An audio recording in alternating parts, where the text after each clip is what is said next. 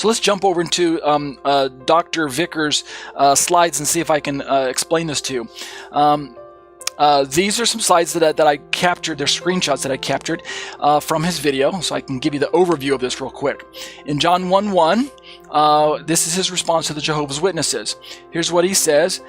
He quotes the verse, "In the beginning was the Word, and the Word was with God, and the Word was God," according to the NIV version. That's similar to every traditional Christian, standard Christian Bible that we read.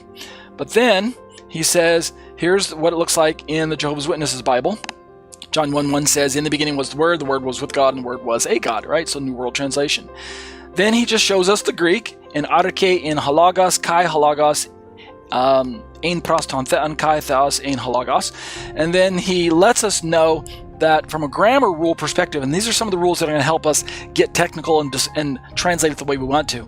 In Greek, there are 5 different types of cases when we talk about nominatives or nouns. Let me just jump to this slide for a split second. These aren't in the order I wanted to, but so when we're talking about regular nouns in the Greek, you can see that we've got nominative, genitive, dative, accusative, and vocative. These are just different ways to explain how the grammar of a noun is playing a role in any particular sentence.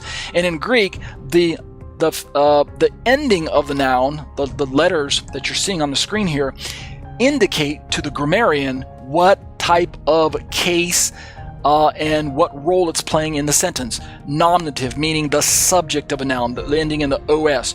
Genitive, ending in the ou. Dative, ending in the o. Accusative, ending in the on. And then the vocative, ending, which is very rare, ending in the eta there, the e. So we can see the letters tell us which type of case this noun falls into. So when we go back over to Dr. Vickers' slide, we can see that the subject noun in the first logos is indicated by the Greek letters os at the very end, the omicron and the sigma there. So kai halagos, this is the subject noun. That's all he's trying to let us know. But when we compare that to the other noun in the sentence, which is God, we can see that it is now an object noun. Subject noun and the object noun, or nominative and what was the other kind I said? Either, let's say, accusative. So we got nominative and accusative, or object noun.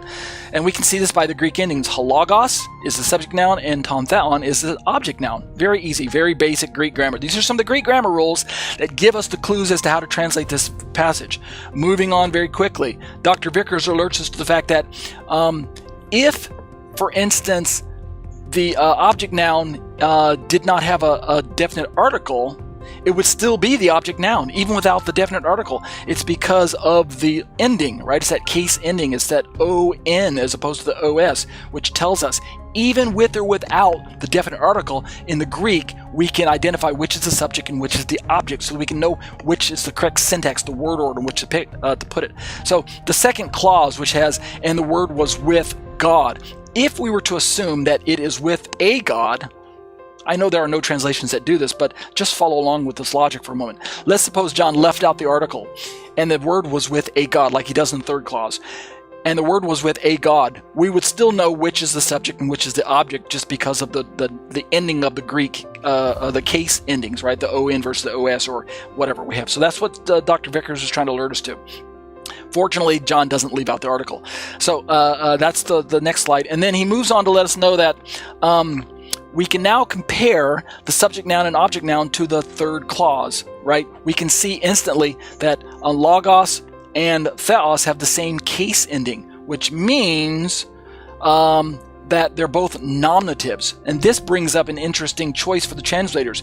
We suddenly have 2 subject nouns in one sentence, and theos ein halagos, kai theos ein halagos, and a subject noun was a subject noun. Typically, normal sentences have subject noun and object noun, or subject noun and dative, or subject and genitive, or something like that, or vocative.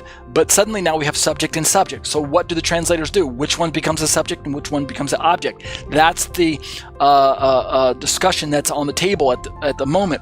What did the Greek writers do? Well, what they did is they went back to the Greek grammar rule that lets us know that if the sentence contains 2 subject nouns, right, 2 os ending words, logos, theos, then we can borrow the grammar rule that talks about if there is a article in front of one of those subject nouns, then the one with the article becomes the subject. And so we can see that in the previous sentence, ton theon already did have, even though it was an object, it had a subject, it had an article in front of it.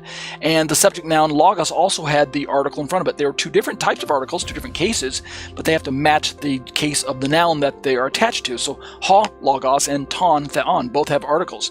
Subject noun, but they both have articles. But the third sentence, the third clause, kai theos and halogos, there are two subject nouns, but only one of them has an article. And so borrowing that grammar rule, we can suddenly see, and again he's highlighting this using the circles, that theos and logos both have the same case ending, right? Go back to this little chart. They're both nominative cases. And if I were to go over this little tool at Bible Hub, we could see this if you look at here, NMS, nominative masculine, so it's nominative, and logos, also nominative masculine singular, so the NMS, same case ending. But Dr. Vickers alerts us to the fact that we have two subject nouns, but only one of them has an article. What do we do with that? Well then, in a case like that, we have two articles, we have to look, two subject nouns, we have to look at which one has the article, the definite article in front of it, and in this case, only logos has it, which then tells us, there's a grammar rule, you ready for it? The nominative predicate drops the article, but it retains it when it is spoken. So the nominative subject keeps the article.